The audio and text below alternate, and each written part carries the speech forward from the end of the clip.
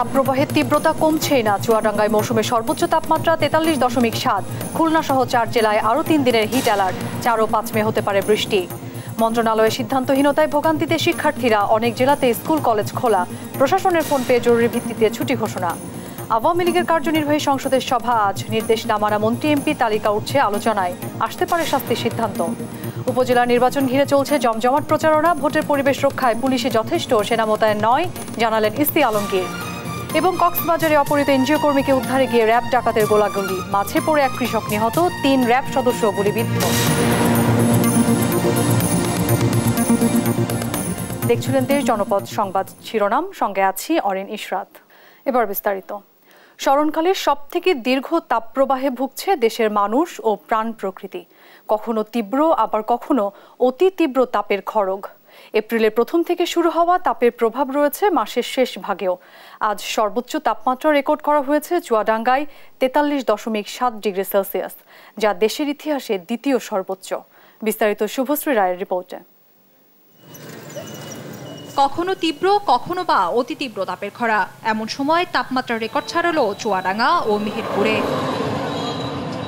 চলতি মৌসুমে সব রেকর্ড ভেঙে মঙ্গলবার চুয়াডাঙ্গা ও মেহেরপুরে তাপমাত্রা পৌঁছায় 43.7 ডিগ্রিতে। 1985 সালের পর এই প্রথম চুয়াডাঙ্গায় 43.7 ডিগ্রি তাপমাত্রা রেকর্ড করা হলো। পিচ ঢালা রাস্তা মনে হচ্ছে যেন উত্তপ্ত করায়। খুব প্রয়োজন ছাড়া বাহিরে বের হচ্ছে না কেউ। যতটুকু বের হচ্ছেন ততটুকুতে বিপর্যস্ত হয়ে উঠেছে জনজীবন। প্রাণ যায় যায় অবস্থা প্রাণীকুলেরও। দাবদাহ উপেক্ষা করে জীবিকার তাগিদে বাইরে ছুটতে হচ্ছে শ্রমজীবীদের। গরমের এই তীব্রতায় বাড়ছে নানা রোগবালাই। স্বাস্থ্য ঝুঁকিতে শিশু ও বয়স্করা। এই অবস্থায় জরুরি প্রয়োজন ছাড়া বাহিরে বের না হওয়ার পরামর্শ দিচ্ছেন চিকিৎসকরা। এদিকে নাটোরের নলডাঙ্গায় হিটস্ট্রোকে সৌদি প্রবাসী মোহাম্মদ খায়রুল ইসলাম নামে এক ব্যক্তির মৃত্যু হয়েছে। শুভশ্রী রায়, নিউজ ডেস্ক, দেশ টিভি। মরুত্তাপে পড়ছে তীব্র দাবদাহে পড়ছে টাঙ্গাইল। দাবদাহের সবশেষ খবর জানাতে গাজীপুর থেকে যুক্ত হচ্ছেন সহকর্মী নজরুল ইসলাম, কুমিল্লা থেকে যুক্ত হচ্ছেন সহকর্মী সুমন কবির। চলে যাব প্রথমে নজরুলের কাছে। নজরুল, সবশেষ খবরাখবর আমাদেরকে জানাবেন।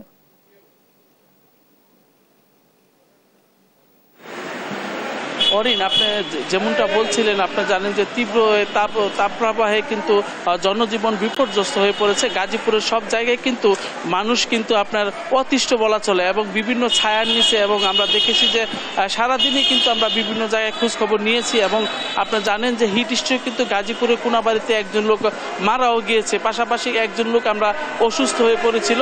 তো এই অবস্থায় কিন্তু গাজীপুরের সর্বত্র কিন্তু আপনার যে তাপদাহ চলতেছে, এতে কিন্তু মানুষ কিন্তু অতিষ্ঠ এবং স্কুল কলেজ এবং বিভিন্ন শিক্ষা প্রতিষ্ঠানে শিক্ষার্থীর সংখ্যাও কিন্তু কমে গেছে। পাশাপাশি এই গরমের সাথে যুক্ত হয়েছে আপনার ঘন ঘন লোডশেডিংয়ে কিন্তু জনজীবন আরও বিপর্যস্ত হচ্ছে। আপনি জানেন যে বিভিন্ন পোলট্রি খামারগুলোতে কিন্তু মুরগি কিন্তু আপনার হিট স্ট্রোকে মারা যাচ্ছে এবং প্রায় প্রতিদিনই কিন্তু আমরা মুরগি হিট স্ট্রোকের মারা যাওয়ার খবর পাচ্ছি। এবং মানুষ কিন্তু তৃষ্ণা মিটার জন্য কিন্তু ঠান্ডা পানি এবং শরবত জাতীয় যে জিনিসগুলো রয়েছে রাস্তার ধারে, সেটা কিন্তু মানুষে গ্রহণ করছেন এবং সেগুলো কিন্তু প্রাণ করছেন। আমরা যেখানটায় দাঁড়িয়ে আছি নাওজুর ফ্লাইওভারের নিচটা, এখানে কিন্তু আমরা অনেক শরবতের দোকান দেখেছি। এখান থেকে কিন্তু সাধারণ মানুষ কিন্তু আপনি জানেন যে এখান থেকে কিন্তু শরবত পান করছেন। এবং ব্রিজের নিচে কিন্তু ছায়া, এই ছায়াতে কিন্তু সাধারণ মানুষ কিন্তু অবস্থান নিয়েছেন এবং শরীরকে কিন্তু শীতল করার জন্য বিভিন্নভাবে কিন্তু তারা গাছের নিচে বা ফ্লাইওভারের নিচে কিন্তু অবস্থান নিয়েছেন তারা। এভাবেই কিন্তু গাজীপুরের সর্বত্র আপনি জানেন যে আজকে কিন্তু আপনার গাজীপুরের পূবাইল এলাকায় কিন্তু আপনার রেল লাইন বেঁকে গেছে। তীব্র গরমের কারণে কিন্তু রেল লাইন বেঁকে গেছে। তো এইভাবেই কিন্তু গাজীপুরের সর্বত্র কিন্তু আপনার যে চলমান তাপ প্রবাহ বইতেছে, এতে কিন্তু জনজীবন বিপর্যস্ত হয়ে পড়েছে এবং ব্যবসা বাণিজ্য, শিক্ষা প্রতিষ্ঠান থেকে ধরে সব কিছুতে কিন্তু উপস্থিতি মানুষের কম লক্ষ্য করতেছি আমরা। এবং মানুষকে দেখেছি যে অলস সময় পার করছে বিভিন্ন গাছের নিচে এবং ছায়ার মধ্যে অবস্থান নিয়ে। তো সব জায়গায় কিন্তু অরিন এই অবস্থা চলতেছে। আপনার গাজীপুর বৃহত্তর এই জেলার মধ্যে কিন্তু কর্মস্থলে মানুষের উপস্থিতিও কিন্তু কমে গেছে এবং বিভিন্ন শরবতের দোকানগুলোতে কিন্তু আমরা সাধারণ যে মানুষ রয়েছে তাদের ভিড় কিন্তু আমরা লক্ষ্য করেছি। তো এইভাবেই কিন্তু গাজীপুরের যে সব জায়গায় কিন্তু গরমের যে তীব্রতা সেটা কিন্তু মানুষ অনুভব করছে এবং ব্যবসা প্রতিষ্ঠান থেকে শুরু করে সব ধরনের সব কিছুই কিন্তু আপনার মানে স্থবির হয়ে পড়ছে। তো অরিন এখন আমরা কুমিল্লা থেকে যুক্ত হবেন সুমন কবির আমাদের সাথে। আমরা চলে যাচ্ছি সহকর্মী সুমনের কাছে। সুমন। জি নজরুল, আপনাকে ধন্যবাদ। আমরা যেটা বলছিলেন কুমিল্লার যে তাপমাত্রা আমরা দেখেছি গত কয়েকদিন ধরে আসলে বৃদ্ধি পেয়েছে, যদিও গতকাল আমরা দেখেছি 40 ডিগ্রি উপর তাপমাত্রা বেড়েছে। আপনারা একটু জানেন রাখি কুমিল্লার প্রতিটি সেক্টরে আমরা দেখে যোগাযোগ করেছি, তারা বলছেন যে কুমিল্লার যে তাপমাত্রা আসলে আজকে রয়েছে, আবহাওয়া অফিস জানিয়েছে 36 ডিগ্রি। তবে একটা বিষয় নিয়ে রাখি, কুমিল্লার 36 তাপমাত্রা হলো অনুভূতি হচ্ছে প্রায় 44 থেকে 45 ডিগ্রি ফিল লাইক্স। তবে একটা বিষয় জানিয়ে রাখি, কুমিল্লার যে অঞ্চল সেই অঞ্চল প্রত্যেকটি যে কলেজ এবং উচ্চ মাধ্যমিক যে স্কুলগুলো মাদ্রাসা কারিগরি শিক্ষায় যে রয়েছে আজকে উপস্থিতি কম ছিল, যদিও অনেক তীব্র গরম কুমিল্লাতে বিরাজমান। তবে একটা বিষয় জানা রাখি, কুমিল্লার যে আমরা দেখতে পাচ্ছেন যে ফসলি মাঠে আসলে যারা কৃষক রয়েছে তারা পর্যাপ্ত পরিমাণে তারা বলছেন যে এত গরমের কারণে তারা আস্তে আস্তে ধান কাটতে হচ্ছে। যদি এখনই বৃষ্টি চলে আসে তাহলে আমাদের এই ফসলি জমির যে ধান আমরা মারাই করতে পারবো না। তারা তো করছেন তীব্রতা একটু কমে আসুক। তবে ধান মারাইয়ের বিষয় যারা বলছেন আগামী কয়েকদিন পরে বৃষ্টি আসছে, কুমিল্লার কৃষকরা তারা বলছেন যে খাদ্যদ্রব্য যে বিষয়টা রয়েছে সেটা তারা বলছেন যে বৃষ্টি যদি এখনই আসে তাহলে আমাদের অনেক সমস্যা পড়তে হবে। তারা বলছেন আর্দ্রতা কমে আসুক, তাপমাত্রা কমলে তারা দোয়া করছে বৃষ্টি না আসুক। তারা বলছেন কুমিল্লা আমরা দেখছি ফসলি মাঠে সব ধান পেকেছে, তারা ধান মারাই করছেন। তবে একটা বিষয় নাকি কুমিল্লা যে তীব্র তাপ দেওয়ার ফলে কুমিল্লা গত কয়েকদিন ধরে হিট স্ট্রোকে আসলে অনেকের মৃত্যুর সংখ্যা বেড়েছে, 4 থেকে 5 জন হিট স্ট্রোক করেছে। আমরা একটা বিষয় জানি কি কুমিল্লার যে লাকসাম আধা ঘন্টা আগে একজন হিট স্ট্রোক করে মারা গেছে সাদ্দার নামে সালেপুরের। তবে সবকিছু মিলিয়ে বলা যায় তীব্র তাপ দেয়, বিশেষ করে যারা শিশু এবং যারা বয়স্ক রয়েছে। কুমিল্লা প্রত্যেকটি হসপিটাল তিল ঠাইয়ের মতো জায়গায় নেই। তারা বলছেন তীব্র তাপ দেওয়ার ফলে শিশু এবং বয়বৃদ্ধ যারা তারা বেশি আক্রান্ত হচ্ছে। তবে আমি বলেছিলাম এবং যারা শিশু সমাজ বলছেন যে আসলে আগামী কয়েকদিন যদি স্কুল কলেজ প্রতিষ্ঠান বন্ধ থাকে তাহলে খুব বেশি ক্ষতিকর হওয়ার কিছু নেই। আসলে সকলে অনলাইনে ক্লাস করছেন এবং টিচারের মাধ্যমে পড়াশোনা করছেন ঘরে। তারা বলছেন আসলে তীব্র তাপ দিয়ে হঠাৎ করে আসলে শিশু বাচ্চা বয়বৃদ্ধ এবং যারা স্ট্রোকের রোগী এবং যারা হাইপ্রেশার রোগী তাদের অনেক বেশি সমস্যা সৃষ্টি হচ্ছে। যারা অফিস আদালতে অফিস করছেন তারাও বলছেন আসলে সরকার সবকিছু বিবেচনা করবেন তারা বলছেন। তবে সবকিছু মিলে বলা যায় আমরা দেখাইতে পারছি যে যারা কুমিল্লার কৃষক রয়েছে তারা বলছেন যে কুমিল্লার যে ধান প্যাকেছে এখন যদি বৃষ্টি হয় তাহলে অনেক সমস্যার সম্মুখীন হতে হবে। তারা বলছেন যে আসলে আরো কয়েকদিন পরে বৃষ্টি হলে সবচেয়ে ভালো হয়। আমরা দেখতে পাচ্ছি কুমিল্লা কি ফসলি মাঠ ধান কাটা হচ্ছে এবং তারা বলছেন যে আসলে তীব্র তাপ দেওয়ার ফলে যে সমস্যা হচ্ছে আমাদের, তারপরে আমরা চাই ধান উঠবে ফসলি মাঠে, এখন পর্যাপ্ত সময় রয়েছে। আসলে কিছুদিন পরে বৃষ্টি হলে এমন কিছু হবে না। সবকিছু মিলিয়ে বলা যায় কুমিল্লার যে তাপ দেওয়া রয়েছে সেই তাপ দেওয়ার আমরা দেখতে পাচ্ছেন কৃষক ধান উঠাচ্ছেন। সবকিছু মিলিয়ে আমি বলতে পারি কুমিল্লার যে আবহাওয়া পরিস্থিতি দিন দিন তাপমাত্রা বৃদ্ধি পাচ্ছে এবং আগামী কিছুদিন এই ধরনের তাপমাত্রা অব্যাহত থাকলে কুমিল্লার যে হসপিটালগুলো রয়েছে এবং রোগীর সঙ্গে হিমশিম কাছে 500 শয্যার যে রোগীর সঙ্গে হসপিটালগুলো রয়েছে এতে 1200-1300 রোগী ভর্তি আছে এবং যারা 100 শয্যা উপজেলা স্বাস্থ্য কমপ্লেক্স সেখানে 200-300 রোগী ভর্তি। সবকিছুই বলা যায় তাপ দেওয়ার ফলে কুমিল্লার যে অবস্থা তাতে সারা দেশে নিয়ে কুমিল্লা মানুষের তীব্র তাপ দিয়ে ফুটছে। তো এই ছিল কুমিল্লা থেকে সর্বশেষ। অরিন, নজরুল এবং সুমন, আপনাদের দুজনকেই ধন্যবাদ। দর্শক, অতিরিক্ত তাপপ্রবাহের খবর জানাচ্ছিলেন আমাদের সহকর্মীরা। চলমান অতি তীব্র তাপপ্রবাহের মধ্যে বেড়েই চলেছে চুয়াডাঙ্গায়, প্রতিদিনই ভাঙছে রেকর্ড। বিস্তারিত জানাতে সরাসরি যুক্ত হচ্ছেন সহকর্মী খায়রুজ্জামান সেতু। গতকাল কিন্তু চুয়াডাঙ্গায় সর্বোচ্চ তাপমাত্রা ছিল মৌসুমের, আজকে কি অবস্থা দেখছেন সেখানে? হ্যাঁ, ধন্যবাদ অরিন। গতকালকের মতো ঠিক আজকেও কিন্তু চুয়াডাঙ্গা হচ্ছে দেশের দুঃখিত চলতি মৌসুমে দেশের সর্বোচ্চ তাপমাত্রা রেকর্ড করা হয়েছে। গতকালকে ছিল 43 ডিগ্রি সেলসিয়াস, সেইটা কিন্তু আজকে বেড়ে কিন্তু দাঁড়িয়েছে 43.7 ডিগ্রি সেলসিয়াস। এটা চলতি মৌসুমের দেশের সর্বোচ্চ তাপমাত্রার রেকর্ডই না। চুয়াডাঙ্গা আবহাওয়া অফিস 1985 সালে প্রতিষ্ঠা হওয়ার পর থেকে এই যে 43.7 ডিগ্রি সেলসিয়াস তাপমাত্রা রেকর্ড করলো এই প্রথম। আমি আরও জানিয়ে রাখি সেটা হচ্ছে কিন্তু দেশের দ্বিতীয় সর্বোচ্চ তাপমাত্রা রেকর্ড করলো চুয়াডাঙ্গা আবহাওয়া অফিস, যেটা হচ্ছে 43.7 ডিগ্রি সেলসিয়াস। আর রাজশাহীতে 1972 সালে তাপমাত্রা রেকর্ড করা হয়েছিল 45.1 ডিগ্রি সেলসিয়াস। সুতরাং বাংলাদেশের হচ্ছে ইতিহাসে দ্বিতীয় সর্বোচ্চ তাপমাত্রা রেকর্ড করলো আজকে চুয়াডাঙ্গা আবহাওয়া অফিস। আমি আরো জানিয়ে রাখি, সেটা হচ্ছে চুয়াডাঙ্গা আবহাওয়া অফিসের ইনচার্জ জামিনুর রহমান আমাকে যেমনটি জানিয়েছে, সেটা হচ্ছে যে এই যে তাপমাত্রা কিন্তু কালকে থেকে কমতে শুরু করবে আস্তে আস্তে ক্রমান্বয়ে, এবং চুয়াডাঙ্গা জেলার উপর যে বৃষ্টিপাত হবে সেটাও কিন্তু হচ্ছে 5ই মে কিন্তু চুয়াডাঙ্গাতে বৃষ্টিপাত দেখা হবে চুয়াডাঙ্গাবাসী, এবং 4 তারিখ থেকে কিন্তু মেঘের ঘন ঘট আকাশে দেখা যাবে। তবে আমি একটু জানিয়ে রাখি, সেটা হচ্ছে চুয়াডাঙ্গার এই যে দুর্বিষহ যে অতি তীব্র তাপদাহ চলছে এবং যে এই যে 10-15 দিন চললো, সেটা কিন্তু সবচেয়ে বেশি প্রভাব পড়েছে নিম্ন আয়ের দরিদ্র খেটে খাওয়া মানুষের উপরে। তারা কিন্তু একেবারেই কাজকর্ম করতে পারছিল না, তাদের কিন্তু আয় রোজগার ছিল না। সুতরাং তারা কিন্তু একেবারে দুর্বিষহ জীবনযাপন পার করেছে। আর আমি আরো জানিয়ে রাখি যে এই যে তীব্র টানা তাপদাহ যে চুয়াডাঙ্গার উপর দিয়ে গেল, আর সেটাকে কিন্তু 10টা থেকে 11টার পর থেকে কিন্তু সূর্যের চোখ রাঙানি বৃদ্ধি পাইছিল, এবং সেটা কিন্তু একদম 4টা পর্যন্ত হতে সূর্য একদম প্রখর তাপ দিচ্ছিল, যেটা মনে হচ্ছিল যে উপর থেকে আগুনের গোলা পড়তেছে, আর নিচে মনে হচ্ছে যে উত্তপ্ত কড়াই দেওয়া রয়েছে, যে ওই নিচ দিয়ে হাঁটলেই কিন্তু পায়ে ছ্যাঁকা লাগছিল মনে হচ্ছিল। এতটাই হচ্ছে দুর্বিষহ জীবনযাপন পার করছিলাম। তো এক্ষেত্রে আমি জানিয়ে রাখি, সেটা হচ্ছে কিন্তু এই নিম্ন আয়ের দরিদ্র যে মানুষগুলো আছে, এদের জন্য কিন্তু জেলা প্রশাসক কিন্তু জেলা ত্রাণ অফিসের মাধ্যমে সংশ্লিষ্ট মন্ত্রণালয়ে 10,000 প্যাকেট শুকনো খাবারের বরাদ্দ চাইছিল, সেটা কিন্তু এখনো পাওয়া যায়নি। কিন্তু কবে নাগাদ পাওয়া যাবে সেটাও কিন্তু এখনো পর্যন্ত নির্দিষ্ট করে বলতে পারিনি সংশ্লিষ্ট অফিস প্রধান আছে। তবে ওই অফিস প্রধান আমাকে জানিয়েছে যে দ্রুতই পাওয়া যাবে। এখন কথা হচ্ছে যে এই তাপদাহ মোটামুটি আজকের পর থেকে আগামীকাল থেকে তাপদাহ তো কমতেই থাকবে। সেক্ষেত্রে শুকনো খাবার যে চুয়াডাঙ্গাতে আসার পরে সেটা কতটা কাজে লাগবে, এটাই হচ্ছে দেখার বিষয়। আমি আরো জানিয়ে রাখি যে এই তাপদাহ কিন্তু চুয়াডাঙ্গা হাসপাতালে খোঁজ দিয়েছে, সেখানে কিন্তু গরমজনিত কারণে আক্রান্ত হয়ে ডায়রিয়া রোগীর সংখ্যা বৃদ্ধি পেয়েছে, যার ভিতরে শিশু রোগী বেশি। এই ছিল চুয়াডাঙ্গা থেকে সর্বশেষ। অরিন সেতু, আপনাকে ধন্যবাদ। দর্শক, চুয়াডাঙ্গা থেকে যুক্ত হয়েছিলেন আমাদের সহকর্মী। মরুত্তাপে পুড়ছে শ্যামল বাংলাদেশ, বিপর্যস্ত জনজীবন, প্রতিদিনই ভাঙছে তাপপ্রবাহের রেকর্ড। তবে সিলেট চট্টগ্রামে বৃষ্টিপাত বাড়লে 2 মে থেকে হিট ওয়েভ নেমে আসবে বলে জানালো আবহাওয়া অধিদপ্তর। 4 মে কালবৈশাখীর আভাস দিয়েছে আবহাওয়াবিদরা। দাবদাহের খবর জানাচ্ছেন ফখরুল ইসলাম।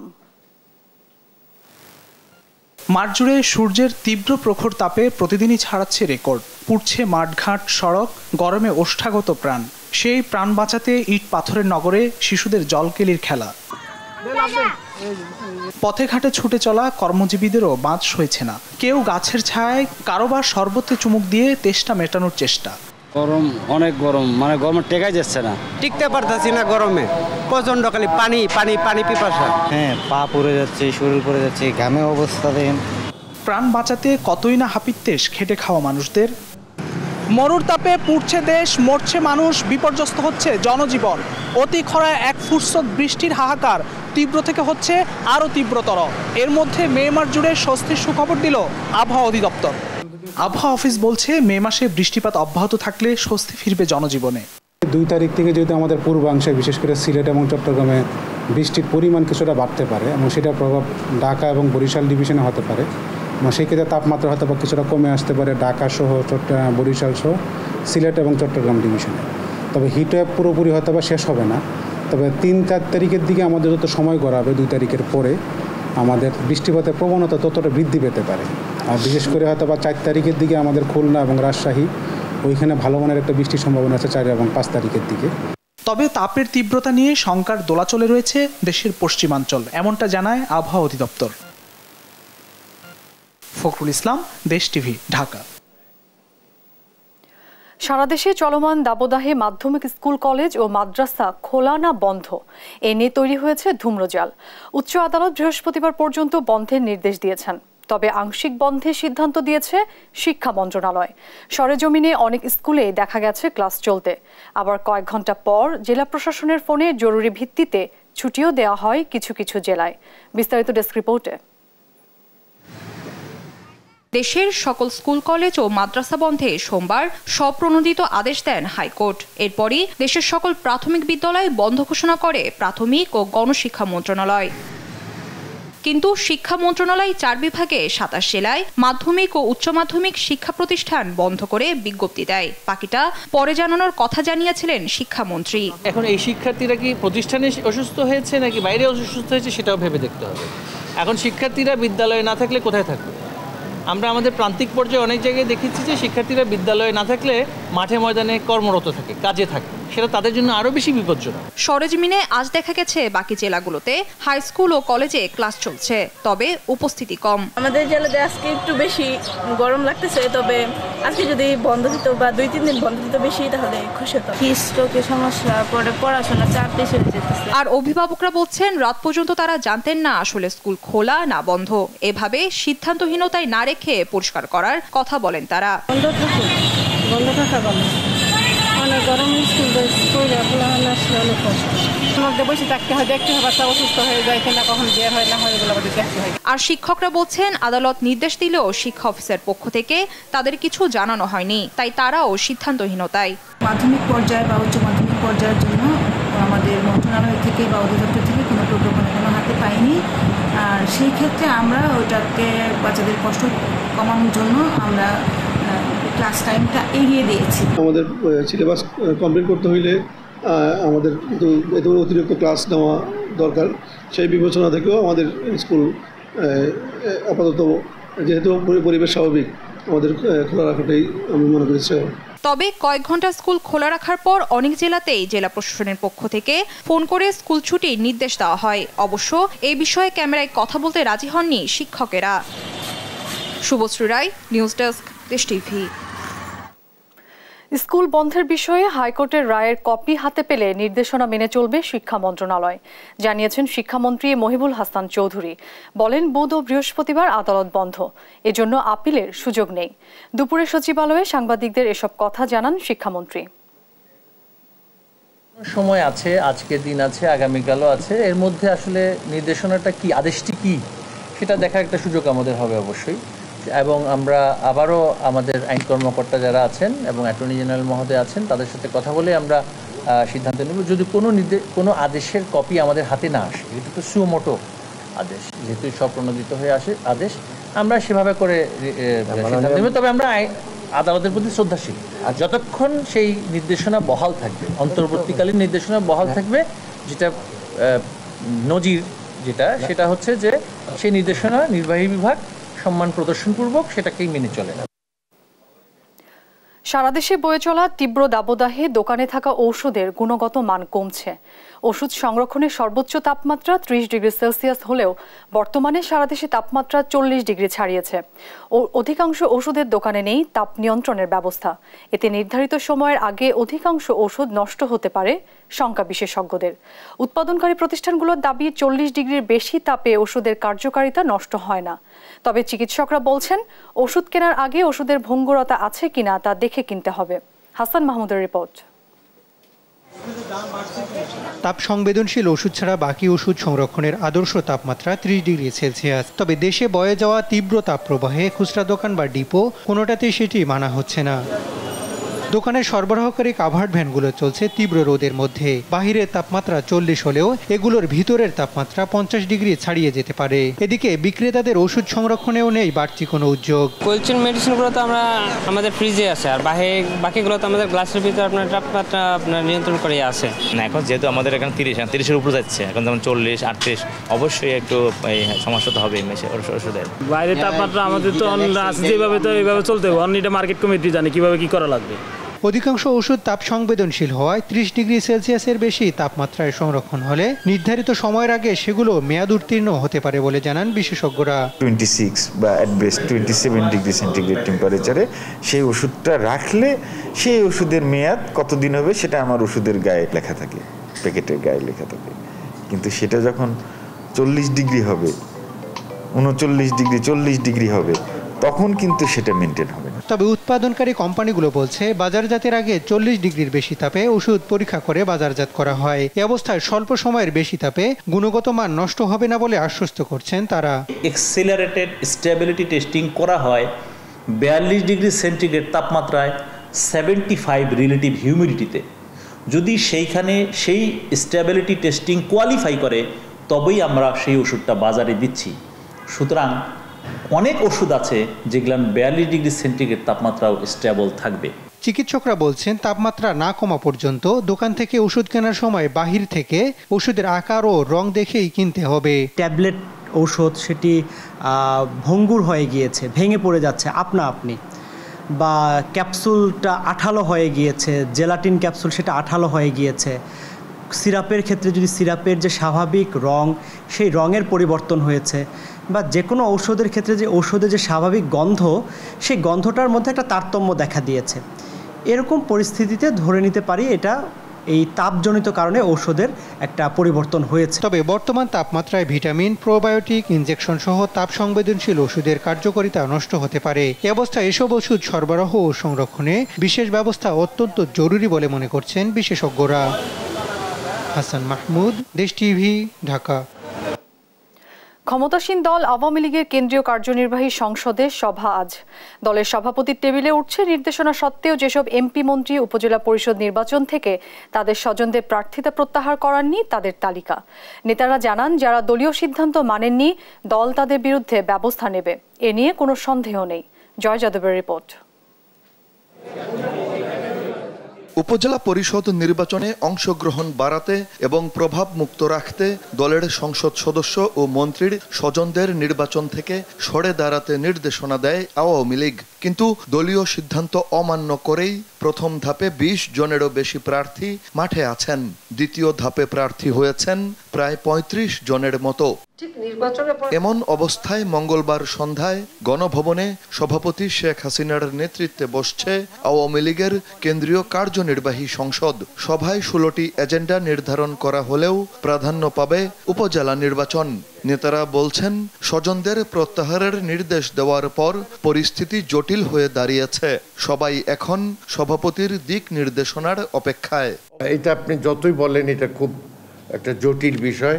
আমরা অপেক্ষায় আছি যে 30 তারিখের নির্বাহী কমিটির মিটিংয়ের পরে আমরা দেখি কি সিদ্ধান্ত আসে। কোথায় যদি কোনো সুষ্ঠু নির্বাচনের জন্য কারো কোনো নেগেটিভ ভূমিকা থাকে অবশ্যই সেগুলো আলোচনা হবে। কোথায় কোথায় মাননীয় সংসদ সদস্যদের স্বজনরা প্রার্থী হয়েছেন এবং তারা প্রার্থীপদ প্রত্যাহার করেননি, সে বিষয়টিতে আমরা রিপোর্ট উপস্থাপন করব।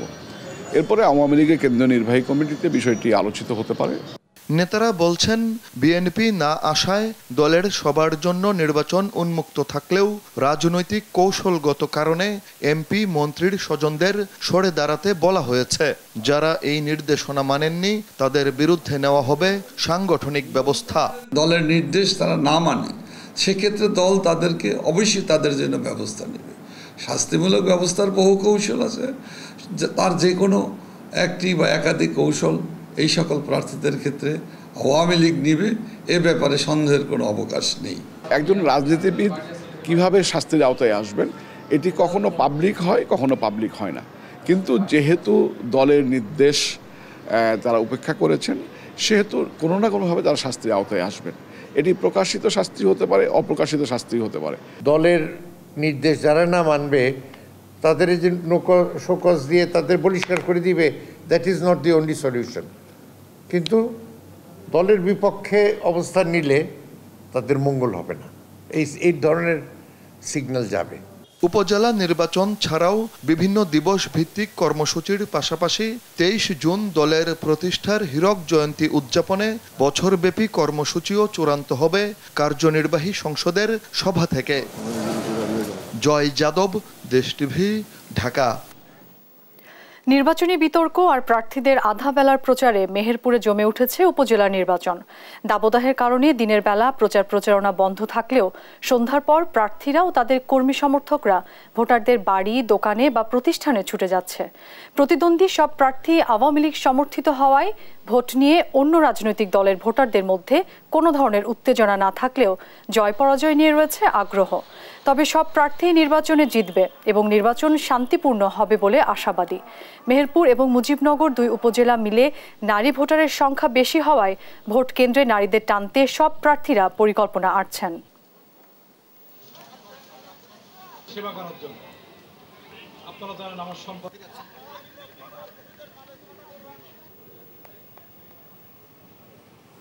মানবিক সংকটে নিজেকে বিলিয়ে দেওয়ার যে সময়, সেই সময় একটু মানুষ বিচার করবে, আর সেই বিচারে আমি মনে করি মানুষ আমাকে ভোট দেবে। আমি আশাবাদী জয় আমাদের নিশ্চিত ইনশাল্লাহ। জনগণ আমার ভোটে দিয়েছে, সাড়া দিয়েছে, আশা করি আমি জয়যুক্ত হব। মানুষের ভালোবাসায়, মানুষের সাথে সামাজিকভাবে কাজ করে মানুষের সাথে থাকতে চাই।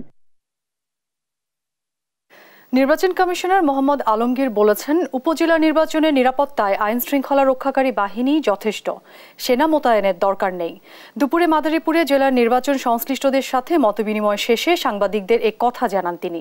বলেন, নির্বাচনের নিরাপত্তার জন্য এদেশে পুলিশ বাহিনী আছে। সভায় সভাপতিত্ব করেন জেলা প্রশাসক মোহাম্মদ মারুফুর রশিদ খান।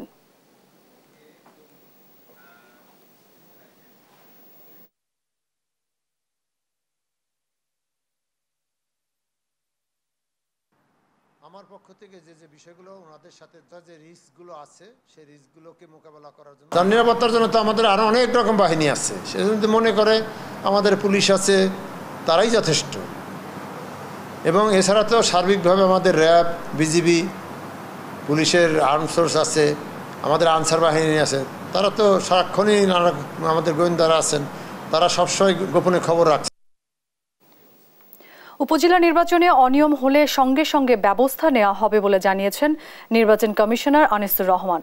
মঙ্গলবার সকালে কুমিল্লা শিল্পকলা একাডেমি মিলনায়তনে আইন শৃঙ্খলা রক্ষাকারী বাহিনী সহ মাঠ প্রশাসনের কর্মকর্তাদের সঙ্গে মতবিনিময় সভা শেষে কথা বলেন ইসি আনিসুর। তিনি বলেন, নির্বাচন সব ধরনের প্রভাব মুক্ত থাকবে। অভিযোগ পাওয়া গেলেই সঙ্গে সঙ্গে ব্যবস্থা নেওয়া হবে। প্রয়োজনে ভোট বাতিল করা হবে। সভায় আইন শৃঙ্খলা বাহিনী ও প্রশাসনের ঊর্ধ্বতন কর্মকর্তারা উপস্থিত ছিলেন। এ সময় সুষ্ঠু নির্বাচন আয়োজনে নির্দেশনা দেন ইসি আনিসুর।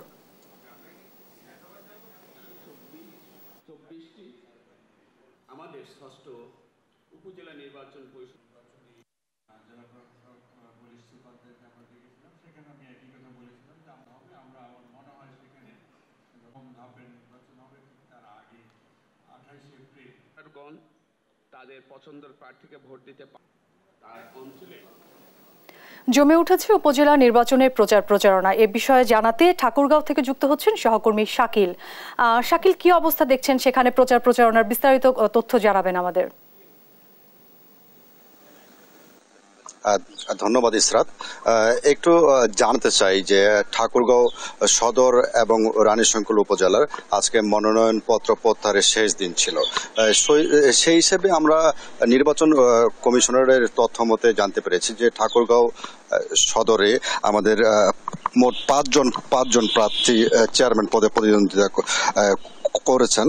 এর মধ্যে একজন প্রার্থীর আয়কর রিটার্ন কাগজপত্র দাখিল না করার কারণে তার প্রার্থিতা বাতিল হয়ে যায় এবং আজকে মনোনয়ন প্রত্যাহারের শেষ দিনে ভাইস চেয়ারম্যান পদে 3 জন প্রার্থী প্রতিদ্বন্দ্বিতা করছেন এবং মহিলা ভাইস চেয়ারম্যান পদে প্রার্থী ছিল 4 জন এবং এই 4 জনের মধ্যে 2 জন প্রার্থী আজকে মনোনয়নপত্র প্রত্যাহার করেছেন এবং রানীশঙ্কল উপজেলায় চেয়ারম্যান পদে প্রতিদ্বন্দ্বিতা করছেন 3 জন প্রার্থী এবং ভাইস চেয়ারম্যান পদে 6 জন প্রার্থী প্রতিদ্বন্দ্বিতা করছেন। এর মধ্যে একজন প্রার্থী আজ মনোনয়নপত্র প্রত্যাহার করেছেন এবং মহিলা ভাইস চেয়ারম্যান পদে 4 জন প্রার্থীর রয়েছেন। তো একটু জানাতে চাই যে রানীশঙ্কল এবং ঠাকুর সদরে আগামী 21 মে দ্বিতীয় ধাপে ভোট গ্রহণ অনুষ্ঠিত হবে এবং এখানে ঠাকুরগাঁওয়ে মহিলা সংরক্ষিত সংসদ সদস্যের যে পুত্রবধূ আছে, তিনি মহিলা ভাইস চেয়ারম্যান পদে প্রতিদ্বন্দ্বিতা করছেন। আমাদের সাথে রয়েছেন একজন রাষ্ট্রবিজ্ঞানের শিক্ষক আতাউর রানা। আমরা একটু জানবো যে এই যে ভোটের উৎসব মুখর পরিবেশ কেমন হতে পারে, কি মনে করছেন আপনারা? প্রথমত নির্বাচন তো সবসময় উৎসব মুখর হয়, বিশেষ করে বাংলাদেশের মতো তৃতীয় বিশ্বের দেশগুলোতে। মানে গণতন্ত্র প্রতিষ্ঠার প্রাথমিক যেই ধারণা, এই নির্বাচনের মধ্য দিয়েই সবাই তার অভিব্যক্তি প্রকাশ করতে চায়। তো এবছর বিশেষত তীব্র খরতাপ আমাদের দেশের উপর দিয়ে প্রবাহিত হচ্ছে, আর ঠিক সেই মুহূর্তেই নির্বাচন অনুষ্ঠিত হতে যাচ্ছে। অপরদিকে দেশের অন্যতম দুটি দল নির্বাচনে না থাকায় নির্বাচনে কিছুটা প্রভাব থাকবে। তারপরও আমরা বিশ্বাস করি, যেহেতু নির্বাচন মানুষ এটার একটা বাংলাদেশের একটা উৎসবের বিষয় হয়ে দাঁড়িয়েছে, তো নির্বাচনে সবাই স্বতঃস্ফূর্তভাবে শান্তিপূর্ণভাবে আমার মনে হয় ভোটে অংশগ্রহণ করবে। আমরা আশা করব প্রশাসন, মাঠ পর্যায়ে প্রশাসন বা যারা নির্বাচনের দায়িত্বে রয়েছেন তারা যেন ভোটটিকে সুস্থ এবং সুন্দর পরিবেশ বজায় রাখে, এই প্রত্যাশা রাখছি। ধন্যবাদ। তিনি যেমনটি জানাচ্ছিলেন, আমরা প্রার্থীদের সঙ্গে কথা বলেছি, তারাও চেষ্টা করছেন যে ভোট। শাকিল, আপনাকে ধন্যবাদ। দর্শক, আমরা এবার সিরাজগঞ্জে যুক্ত হতে চাই। সেখানে রয়েছেন আমাদের সহকর্মী সাইম উদ্দিন। সাইম, সেখানে কি অবস্থা দেখছেন প্রচারণার? বিস্তারিত তথ্য জানাবেন। ইশরাত, আসলে সিরাজগঞ্জ সদর উপজেলা নির্বাচন এবং বেলকুচি নির্বাচন এবং কাজীপুর, এই তিনটি উপজেলা পরিষদ নির্বাচনে এবার প্রথম দফা নির্বাচন অনুষ্ঠিত হচ্ছে সিরাজগঞ্জে। এই আমরা আছি এখন সিরাজগঞ্জ সদর উপজেলায়। সিরাজগঞ্জ সদর উপজেলায় মোট 5জন চেয়ারম্যান প্রার্থী এবং 4জন ভাইস চেয়ারম্যান প্রার্থী এবং 3জন মহিলা ভাইস চেয়ারম্যান প্রার্থী রয়েছেন। আমরা একজন প্রার্থীর সাথে রয়েছি, চেয়ারম্যান প্রার্থী। আমরা একটু জানতে চাই আসলে যে আপনি আসলে কেমন সাড়া পাচ্ছেন, আর আপনার কি মনে হচ্ছে, আপনি কি উপজেলা নির্বাচনে প্রতিদ্বন্দ্বিতা কেমন হতে পারে? আসলে আমি তো 2 বারের উপজেলা চেয়ারম্যান এবং আমি 10 বছরের চেয়ারম্যানের মধ্যে রাজশাহী বিভাগের শ্রেষ্ঠ চেয়ারম্যান হিসেবে স্বীকৃতি লাভ করেছি। আমি 10 বছরই মানুষের পাশে থেকে কাজ করেছি এবং আমি বিশ্বাস করি জনগণ আমার পাশে আছে এবং আমার কাজের মূল্যায়ন করে তারা অবশ্যই আমাকে ভোট দেবে বলে আমি বিশ্বাস করি। ভোটের ব্যাপক সাড়া আছে। পাশাপাশি সরকারি দলে মানে কিছু মন্ত্রী এমপিদের প্রভাব বিস্তারের জন্য সব জায়গায় চেষ্টা হচ্ছে, আমার সিরাজগঞ্জ তার বাইরে না। এখানে অনেকে ভয়ভীতি দেখাইতেছে। আমার অনেক ভোটার যারা বলছে যে ভোট কেন্দ্রে গেলে ভোট রক্ষা করতে পারবেন কিনা। আমি মাননীয় কমিশনার সহ প্রশাসনকে বলবো মানুষ যাতে তার ভোট সঠিকভাবে প্রয়োগ করতে পারে সেই ব্যবস্থা রাখার জন্য। ইনশাল্লাহ ভোট যদি সবাই দেয়, আমি শতভাগ আশাবাদী ইনশাল্লাহ আমি আবার তৃতীয়বারের মতো জয়যুক্ত হব। এছাড়াও কিন্তু আসলে সিরাজগঞ্জে মোট 4,56,222 জন ভোটার রয়েছেন আর 171টি ভোট কেন্দ্র রয়েছে। আসলে তারা কিন্তু গরম উপেক্ষা করে, রোদ উপেক্ষা করে। সাইম, আপনাকে ধন্যবাদ। দর্শক, প্রচারণার খবর জানাচ্ছিলেন আমাদের সহকর্মীরা। দেশ জনপদ সংবাদে আরও থাকছে।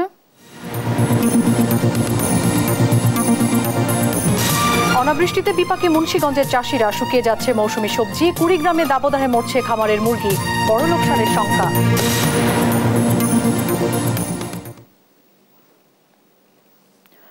অপহৃত এনজিও কর্মীকে উদ্ধারে গিয়ে কক্সবাজারের ভারুয়াখালীতে র্যাব ডাকাতের গোলাগুলিতে মাঝে পড়ে স্থানীয় এক কৃষক নিহত হয়েছেন।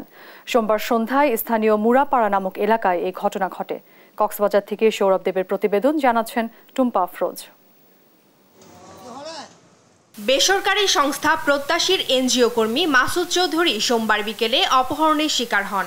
বিষয়টি র্যাব জানতে পেরে ওই পাহাড়ে অভিযানে যায়। এ সময় ডাকাতরা র্যাবকে লক্ষ্য করে গুলি ছোড়ে বলে জানান র্যাবের কর্মকর্তা। আমাদের কাছে ইনফরমেশন ছিল যে প্রত্যাশী নামক একটা এনজিও, সেই এনজিওর একজন কর্মীকে অপহরণ করা হয় এবং অপহরণ করে তাকে ভারুয়াখালীর একটা জায়গায় নিয়ে যাওয়া হয়। ফরহাদ নামে ভারুয়াখালীর একজন শীর্ষ সন্ত্রাসী, যার নামে 7টি মামলা আছে। র্যাব ও ডাকাতদের গোলাগুলির এক পর্যায়ে গুলিবিদ্ধ হয়ে বায়াতুল্লাহ নামের এক কৃষক নিহত হন বলে জানান স্থানীয়রা। ঘটনা হয়েছে আপনার 7:30 মিনিটের সময়। মানে আমরা কেউ এরকম জানি যেভাবে হবে, ডাকাত পক্ষের লোক অনেক ভয়াবহ। ওনারা তো কাউকে কিছু চিনে না। তখন ওনারা তো ফায়ার করতেছে, এখন কাকে করতেছে সাধারণ পাবলিক ছিল অন্ধকার, ওইখানে ফায়ার করে দিচ্ছে আর আমরা বইয়ে পিছনে চলে গেছি। র্যাব জানায় এই ঘটনায় এনজিও কর্মী মাসুদ চৌধুরীকে মুমূর্ষু অবস্থায় উদ্ধার করা হয়েছে। এ সময় ডাকাত ফরহাদকে গুলিবিদ্ধ অবস্থায় অস্ত্রসহ আটক করা হয়। উভয়পক্ষের গোলাগুলিতে আমাদের একজন র্যাব সদস্য আহত হয় এবং ওখানে আরও কয়েকজন সদস্য আহত হয় এবং আমরা যে জিম্মি যাকে করা হয়েছিল, যে মাসুদ নামের যে প্রত্যাশী এনজিও কর্মী মাসুদ, তাকে আমরা মুমূর্ষু অবস্থায় তাকে উদ্ধার করা হয়েছে। র্যাবের এই কর্মকর্তা আরও জানান, শেরে বাহিনীর প্রধান ফরহাদ মোস্তাক এ ঘটনা ঘটিয়েছে। তারা ওই এলাকায় ত্রাসের রাজত্ব কায়েম করে বলে জানান তিনি। যে মূল হোতা মূলত যে ফরহাদ বাহিনীর, আমি অলরেডি বলেছি, সেও আহত অবস্থায় তাকে আমরা গ্রেপ্তার করেছি এবং সেও ওই হাসপাতালে চিকিৎসাধীন অবস্থা আছে। যে অস্ত্র দিয়ে গুলি বর্ষণ করেছে সেই অস্ত্র সহকারে আমরা তাকে আটক করেছি। এদিকে কক্সবাজারের বিভিন্ন পাহাড়ি এলাকায় বেড়েছে অপহরণের ঘটনা। নিউজ ডেস্ক, দেশ টিভি। দেখছেন দেশ জনপদ সংবাদ।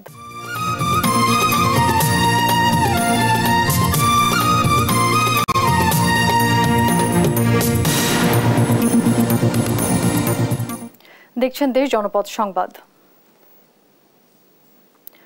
বনের 20 বিঘা জমি দখল করে গড়ে উঠেছে গাজীপুরের ভাওয়াল রিসোর্ট ও স্পা। ভূমিক্ষেক পার্টেক্স আম্বার গ্রুপের মালিকানাধীন এই রিসোর্টকে বারবার নোটিশ ও মামলা দিয়ে উদ্ধার করা যায়নি বনের জমি। অভিযোগ, পুলিশের সাবেক আইজিপি বেনজির আহমেদ বেনামে ভাওয়াল রিসোর্ট ও স্পার 1/4 মালিকানা কিনে আম্বার গ্রুপকে বন উজাড়ে সহায়তা করেন। অবৈধভাবে গড়ে ওঠা রিসোর্টটির প্রভাবের কাছে অসহায় বন কর্মকর্তারাও। টিআইবি বলছে, বহুমাত্রিক ক্ষমতা ব্যবহারকারী এই চক্রের বিরুদ্ধে এখনই ব্যবস্থা নেওয়া উচিত। ফখরুল ইসলামের রিপোর্টে বিস্তারিত।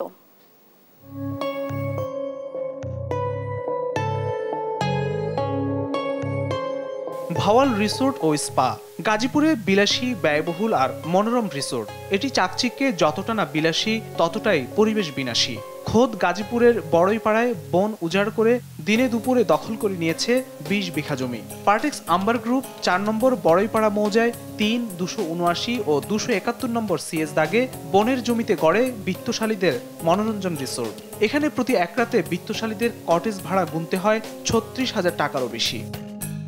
তথ্য বলছে, ভাওয়াল রিসোর্ট ও স্পার মালিক 6 জন। পার্টেক্স আম্বার গ্রুপের চেয়ারম্যান ও ব্যবস্থাপনা পরিচালক শওকত আজিজ রাসেল, তার স্ত্রী ফারানাস চৌধুরী, ছেলে আনাফ আজিজ 4/3 মালিক। আর পুলিশের সাবেক অতিরিক্ত আইজিপি ইব্রাহিম ফাতেমির ছেলে নাসিফ ফাতেমি, গোপালগঞ্জ পৌরসভার সাবেক মেয়র, আওয়ামী লীগ নেতা কাজী লিয়াকত আলী ও আব্দুর রাজ্জাক মিলে ভাওয়াল রিসোর্টের 4.1%-এরও বেশি অংশের মালিক। অভিযোগ আছে, বিএনপির সাবেক সংসদ সদস্যের ছেলে শওকত আজিজ রাসেল রিসোর্টটি গড়ে তুলতে তৎকালীন ডিএমপি কমিশনার বেনজির আহমেদের প্রভাব ব্যবহার করে পুলিশি পাহারায় দখল করেন বনের জমি। পুলিশের সাবেক এই আইজিপি নিজ নামে ভাওয়াল রিসোর্টের মালিকানা না নিলেও বিএনপির সাবেক সাংসদ পুত্রের কাছ থেকে 1/4 কিনেছেন তারই বিশ্বস্ত আওয়ামী লীগ নেতার নামে। রাজনীতিতে প্রবল বিরোধী হলেও আওয়ামী লীগ ও বিএনপি নেতাদের দখলবাজির এই বাণিজ্য চলছে মিলেমিশে। ভাওয়াল রিসোর্ট ও স্পা নিষিদ্ধ মৌজায় গড়ে তোলায় চালুর 8 বছরেও পায়নি পরিবেশ অধিদপ্তরের ছাড়পত্র। জমি উদ্ধারে বন বিভাগের পক্ষ থেকে নোটিশ ও মামলা দেওয়া হলেও 6 বছরেও ছাড়েনি জমি, বরং উল্টো বনের জমিকে নিজেদের নামে খতিয়ান করতে চাপ প্রয়োগ করে আসছে ভাওয়াল রিসোর্ট কর্তৃপক্ষ। ভাওয়াল রিসোর্টের মধ্যেও বনভূমি রয়েছে আর কি, অবৈধ জবরদখল করে কিছু জায়গা অকুপাই করে রেখেছে। এই জবরদখল উচ্ছেদ প্রক্রিয়াটা আমরা নিয়মিত নিজেদের ব্যবস্থাপনা আমরা চালিয়ে যাচ্ছি। তো রিসেন্ট যেটা হয়েছে, 3-4 দিনে আমরা প্রায় 6-7টা রিসোর্ট ভেঙেছি, সেখানে প্রায় 7 একর জায়গা আমরা উদ্ধার করেছি। আর আমাদের যে নিয়মিত প্রক্রিয়া সেইতে আমরা নিজস্ব ব্যবস্থাপনায় প্রায় 147 একরের মতো জায়গা আমরা উদ্ধার করেছি। টিআইবির নির্বাহী পরিচালক ইফতেখারুজ্জামান জানান, বনের জমি অবৈধভাবে দখলকারী প্রভাবশালী চক্রের বিরুদ্ধে দৃষ্টান্তমূলক শাস্তি নিশ্চিত করা জরুরি। বনাঞ্চলের উপরে যদি একটা রিসোর্ট করা হয়, সেটার জন্য তো যথাযথ প্রক্রিয়ার মাধ্যমে অনুমোদন লাগবে। তাহলে এটা ক্ষমতার অপব্যবহার হয়েছে এবং এটা ভিন্ন অবশ্যই সেটা ব্যক্তি তার পরিচয় এবং অবস্থান যাই থাকুক না কেন, তার মধ্যে জবাবদিহিতে আসতে হবে। এমন অবৈধ দখলদারদের আরো বিপুল অবৈধ অর্থ থাকলে তা অনুসন্ধানে দুর্নীতি দমন কমিশনের প্রতিও আহ্বান জানায় টিআইবি। ফখরুল ইসলাম, দেশ টিভি, ঢাকা। দেশ জনপদ সংবাদে আরো থাকছে, আজ মধ্যরাত থেকে উঠছে মাছ ধরার নিষেধাজ্ঞা। ঘাটে ঘাটে চলছে প্রস্তুতি। ইলিশ আহরণের সুযোগ পাওয়ায় খুশি উপকূলের জেলেরা।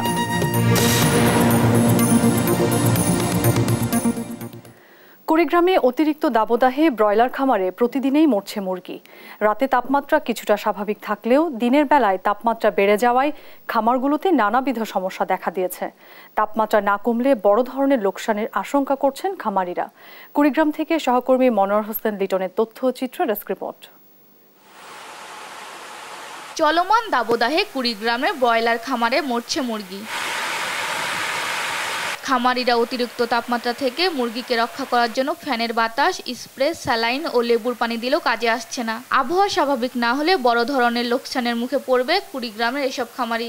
অতিরিক্ত গরমের কারণে মুরগি খাদ্য খায় কম, আর কম খাওয়ার কারণে ওজন কম আসে, এজন্য লস হওয়ার সম্ভাবনা বেশি থাকে। হিট স্ট্রোকে খামারিরা দিশেহারা। 24 ঘন্টা প্রায় 8টা 10টা, দিনের বেলা বেশি হিট স্ট্রোক হয়, তাছাড়া 2-4টা নর্মালিভাবে মারা যায়। পোল্ট্রি শিল্পের খামারিদের বর্তমানে করুণ অবস্থা চলছে।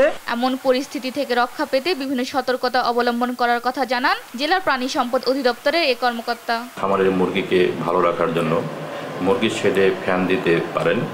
শেডের টিনের চালের উপরে অথবা শেডের উপরে আপনি বস্তা, নারকেলের ছোবলা ইত্যাদি দিয়ে 1 ঘন্টা পর ভিজিয়ে দিতে পারেন। পানির সঙ্গে আপনারা ইলেকট্রোমিন, ভিটামিন সি এই জাতীয় ওষুধ মুরগিকে পরিমাণ মতো প্রদান করতে পারে। চলমান দাবদাহ ও বৈরী আবহাওয়া দীর্ঘস্থায়ী হলে হুমকির মুখে পড়বে জেলার পোল্ট্রি শিল্প, এমনটাই মনে করছে বিশেষজ্ঞরা।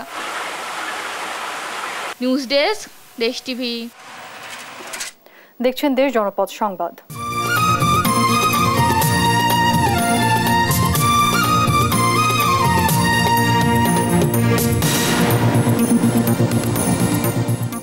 দেখছেন দেশ জনপদ সংবাদ। মুন্সিগঞ্জে চিপস ও সিগারেট বাকি না দেয়ায় মোশাররফ হোসেন নামের এক মুদি দোকানিকে ছুরিকাঘাতে হত্যা করা হয়েছে বলে অভিযোগ উঠেছে। সোমবার দিবাগত রাত 1টার দিকে মুন্সিগঞ্জ মীরকাদিম পৌরসভার কাকজিপাড়া এলাকায় এই ঘটনা ঘটে। ঘটনায় অভিযুক্ত মোহাম্মদ রুবেলকে রাতেই আটক করেছে পুলিশ। অভিযুক্ত রুবেল মুন্সিগঞ্জ মীরকাদিম পৌরসভার 7 নম্বর ওয়ার্ডের কাউন্সিলর মোহাম্মদ সোহেলের ছোট ভাই বলে জানা গেছে। নিহতের লাশ মুন্সিগঞ্জ জেনারেল হাসপাতালের মর্গে রয়েছে। এ ঘটনায় হত্যা মামলা দায়েরের প্রস্তুতি চলছে বলেও জানান পুলিশ। বরিশাল সদর উপজেলা পরিষদ নির্বাচনের এক চেয়ারম্যান পদপ্রার্থীর সমর্থকদের ওপর প্রতিদ্বন্দ্বী প্রার্থীর সমর্থকদের হামলার অভিযোগ উঠেছে। সোমবার রাতে বরিশালের চরবাড়িয়া ইউনিয়নে প্রচারণা শেষে এক চেয়ারম্যান প্রার্থীর সমর্থকদের ওপর এ হামলার ঘটনা ঘটে। এতে নারী, শিশু এবং জেলা পরিষদের এক সদস্য সহ 4 জন আহত হয়। এদিকে হামলার ঘটনার কিছুই জানেন না বলে দাবি করেছেন অভিযুক্ত চেয়ারম্যান প্রার্থী। পুলিশ জানিয়েছে তারা দোষীদের আইনের আওতায় আনার চেষ্টা করছেন। বরিশালে অগ্নিকাণ্ডে বসতঘর পুড়ে ছাই হয়ে গেছে, তবে দুর্ঘটনায় হতাহতের কোনো ঘটনা ঘটেনি। আজ মঙ্গলবার দুপুরে নগরীর বগুড়া রোড এলাকায় এই ঘটনা ঘটে। ফায়ার সার্ভিসের 3টি ইউনিট প্রায় 15 মিনিট চেষ্টা চালিয়ে আগুন নিয়ন্ত্রণে আনে। স্থানীয় ও ফায়ার সার্ভিস সূত্রে জানা যায়, ঘরের বাসিন্দা আল আমিন ও তার স্ত্রী ঘর তালাবদ্ধ করে সন্তানকে কোচিংয়ে নিয়ে গিয়েছিলেন। এ সময় স্থানীয়রা সেখান থেকে ধোঁয়ার কুণ্ডলী দেখতে পেয়ে আগুন নেভাতে চেষ্টা করে এবং ফায়ার সার্ভিসে খবর দেয়।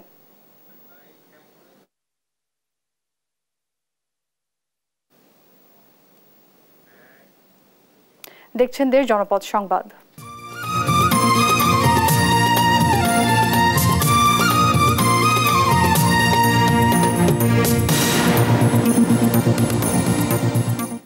দেখছেন দেশ জনপদ সংবাদ।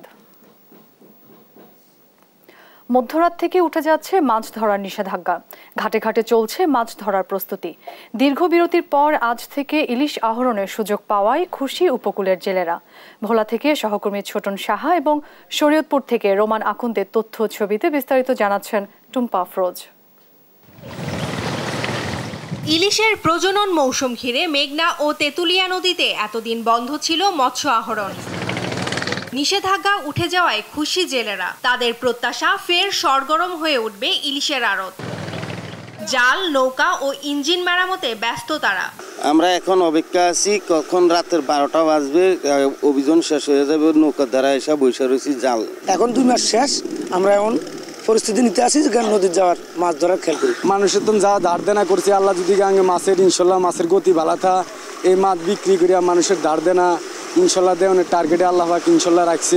2 মাস মাছ ধরা বন্ধ থাকায় ইলিশের উৎপাদন বাড়বে বলে মনে করছে মৎস্য বিভাগ। 2 মাস যে তারা নিষিদ্ধকালীন সময়ে মাছ ধরতে পারে নাই, শুধুমাত্র সরকারের দেওয়া 40 কেজি ভিজিএফ নিয়ে তারা যেভাবে জীবনযাপন করেছে, তাতে করে আমরা আমাদের সফল অভিযানের ফলে আমরা প্রত্যাশা করছি এবছর ইলিশ মৌসুমে জেলেরা কাঙ্ক্ষিত পরিমাণে ইলিশ পাবে এবং এই বিগত 2 মাসের যে নিষিদ্ধকালীন সময়ে যে ক্ষতি তারা কিন্তু পুষিয়ে উঠতে পারবে। ইলিশের অভয়াশ্রম রক্ষায় 1 মার্চ থেকে 30 এপ্রিল পর্যন্ত মেঘনা তেঁতুলিয়ার 190 কিলোমিটার জুড়ে ইলিশ সহ সব ধরনের মাছ ধরায় নিষেধাজ্ঞা ছিল। শরীয়তপুরের নড়িয়া উপজেলার 5 কিলোমিটার এবং ভেদরগঞ্জ উপজেলার 15 কিলোমিটারও মাছের অভয়াশ্রম। মঙ্গলবার মধ্যরাত থেকে মাছ ধরার নিষেধাজ্ঞা থাকছে না। 30 এপ্রিল তো আমাদের যে অভয়াশ্রম আছে নড়িয়া এবং ভেদরগঞ্জ 20 কিলোমিটার, এখানে অভয়াশ্রমে আজকে নিষেধাজ্ঞা উঠে যাচ্ছে। আজকে রাত 12টার পর থেকে আর রাত 12টার পর থেকে সবাই ইলিশ মাছ ধরতে পারবে। চলতি মৌসুমে চাঁদপুর, লক্ষ্মীপুর ও বরিশালের কিছু অংশে 2 মাস মাছ ধরায় নিষেধাজ্ঞা দেয় মৎস্য অধিদপ্তর। টুম্পা আফরোজ, নিউজ ডেস্ক, দেশ টিভি।